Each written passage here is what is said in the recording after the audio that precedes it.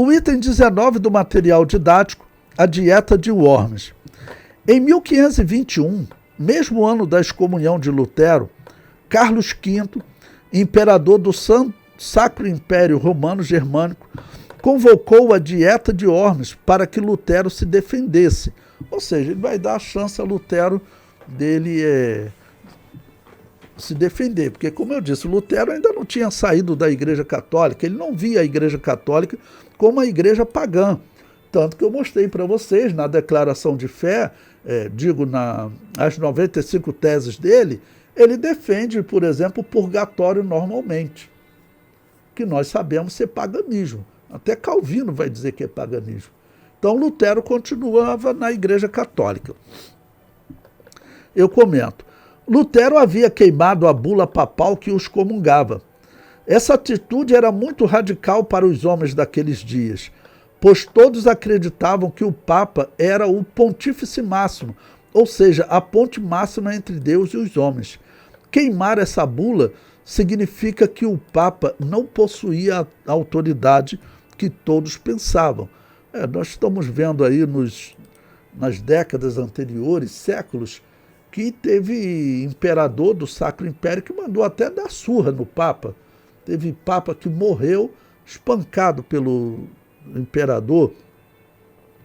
Porque esse envolvimento político, eles viam que os papas eram políticos corruptos. Lembre-se, quem está no papado nesse momento, o Papa Leão X e o Papa que substitui ele, o papado era controlado por famílias de políticos italianos e principalmente a família dos Médicis, que eram banqueiros. E antes dos Médici, quem disputava eram os Borgias. Você pode ver aí, tem filme, documentário sobre os Borgias, para você ver como eles eram corruptos. Então os reis, eles tinham perdido o respeito pelo papado. Então, por isso que eles estão agora protestando e, de uma certa forma, vão apoiar Lutero. O comentário prossegue. O plano da Igreja Católica era sequestrar Lutero, mas este acabou sequestrado por Frederico III, príncipe da Saxônia. A Igreja Católica, tendo um bispo que era professor, doutor, né? Lutero tinha feito doutorado dentro da Igreja Católica, ele protestar contra a Igreja Católica, isso era um grande desafio, levaria a população e as autoridades a desacreditar ainda mais do papado. Então, certamente ele iria fazer com Lutero o que fez com John Hus e com outros católicos, matar. Jerônimo Savonarola, né, ele iria matar. Mas o que ocorre? A maçonaria vai entrar na jogada e vai proteger Lutero. Bom, o comentário prossegue. O Sacro Império Romano Germânico estava dividido em cerca de 300 estados, sendo que os 7 maiores escolhiam quem seria o imperador. A Saxônia era um desses 7 maiores estados. Sendo assim, Frederico era um dos grandes influenciadores do império. Lutero se refugiou no castelo de Frederico, onde trabalhou nos anos seguintes na tradução da Bíblia para o alemão. Ele vai ficar mais ou menos 2 anos escondido. E nesse período, o catolicismo vai cair num descrédito ainda maior. E Frederico, ele era um conhecido maçom. O pai dele era um conhecido maçom. Então, aqui nós veremos que o protestantismo nasce graças à maçonaria. O protestantismo, ele é, sem sombra de dúvida, um movimento da maçonaria.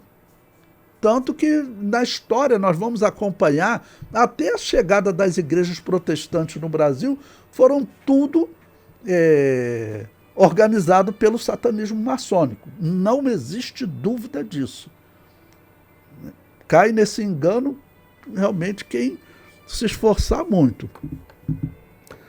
O comentário prossegue. A atitude de Lutero abrirá caminho para outros países que desejarão organizar sua própria igreja e controlar sua liderança, se livrando do domínio católico. Irmãos, além da influência da maçonaria, ajuda da maçonaria, os próprios reis, eles verão que adotar o protestantismo vai ser muito lucrativo. Porque antes o dinheiro do dízimo e o dinheiro de muitas terras, né, de impostos, né, que o povo pagava, uma parte dos impostos religiosos nas terras religiosas ia tudo para Roma. E agora, com o Estado, por exemplo, suíço, que já estava, né, sendo controlado por igrejas protestantes, o dinheiro ia todo para o Estado. Aquilo foi muito lucrativo. Vai ser por isso que a Inglaterra também, peraí, em 13 anos, a Inglaterra vai falar, não, eu também quero uma igreja para mim, porque o que Zwinglio fez, o que vai acontecer na França, na Alemanha, eles vão começar a atacar as terras da Igreja Católica, tomar todas as terras da Igreja Católica e que agora vai ficar no domínio dos reis. Até hoje, a Igreja Anglicana, por exemplo, ela continua sendo a igreja que governa a vida religiosa dos ingleses. Na Suíça, continua as igrejas protestantes, o mesmo na Alemanha. Então, o protestantismo, que isso fique bem claro para todas as pessoas, não passa de um movimento político-religioso maçônico. Político-religioso maçônico. Eu vou aproveitar, teve uma aluna, a irmã Cleonice, publicou um vídeo que uma pessoa fala sobre a maçonaria, como que a maçonaria teria nascido, teria surgido, quem é o pai da maçonaria. Aquele vídeo ali, a pessoa ela só não definiu bem. Quem às vezes vai para a internet, ele quer afirmar determinadas coisas que historicamente é colocada em termos de possibilidade. A maçonaria, ela, vamos dizer, está começando a aparecer para o mundo agora. É sabido que a maçonaria, nesse período, ela surge a partir dos cavaleiros templários, que todos eram gnósticos, como o catolicismo também é gnóstico, mas a maçonaria, nesse período, ela está se organizando de fato. Nós veremos que o primeiro estatuto da maçonaria ainda vai ser escrito por 3 pastores calvinistas, só para vocês verem como protestantismo é um movimento da maçonaria, é um movimento do satanismo maçônico. Essas igrejas que estão homenageando Lutero, estão homenageando alguém ligado ao satanismo maçônico. Lutero, eu falei para vocês, toda a doutrina dele é errada, ele manteve o batismo católico, e nesse período, 1521, Lutero, ele ainda praticava com certeza absoluta invocação ao mundo dos mortos. Era um satanista, e disso não existe dúvida. Praticava a religião de Baal. Essa é a definição. Mas esclarecendo sobre o vídeo que a irmã publicou lá, a pessoa diz que a maçonaria nasceu com Salomão. Não é bem assim. A melhor definição é o seguinte: os maçons, eles dizem que a maçonaria nasceu nos dias de Salomão. Mas é claro que, historicamente, só vai ter evidências da maçonaria agora com os cavaleiros templários e no período da Reforma. A maçonaria, ela ganha força com a Reforma, porque a maçonaria, ela quer derrubar o poder da Igreja Católica e com a Reforma ela vai conseguir isso. Tá bom? Então, a melhor definição dele seria, segundo a maçonaria, ela nasceu nos dias de Salomão. Faz sentido acreditar nisso. Por quê? A maçonaria é dominada por judeus. Nos dias de Salomão, Salomão teve muitos filhos com as mulheres pagãs. Então, existe a hipótese histórica, tem que ser definida assim, não é chegar a falar assim, ela nasceu com Salomão, não. Existe a hipótese histórica da maçonaria ter nascido nos dias de Salomão e ter nascido como? Aqueles filhos que Salomão teve com as mulheres pagãs que não tiveram direito a assentar-se no trono de Davi, apesar deles serem descendentes de Davi, esses filhos de Salomão com as mulheres pagãs elaboraram um projeto para eles um dia assentarem-se no trono de Davi.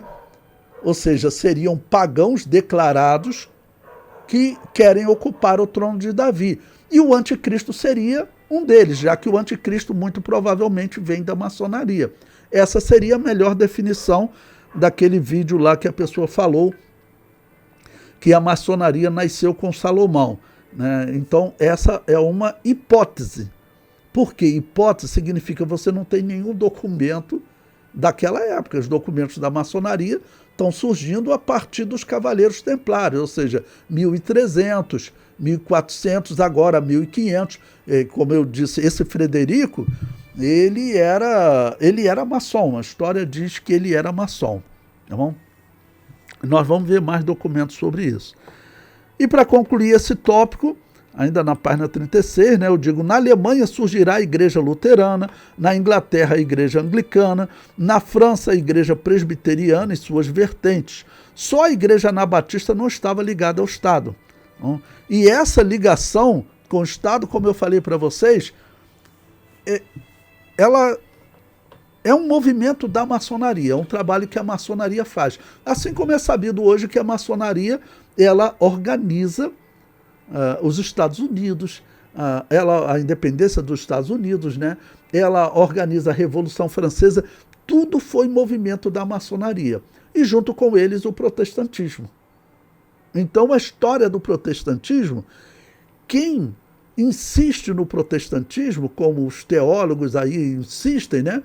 Eles, com certeza absoluta, a história condena eles. Eles não são cristãos. Eu não posso usar meias verdades nesse caso. Eu não posso falar. Eu estaria pecando contra a Igreja de Deus.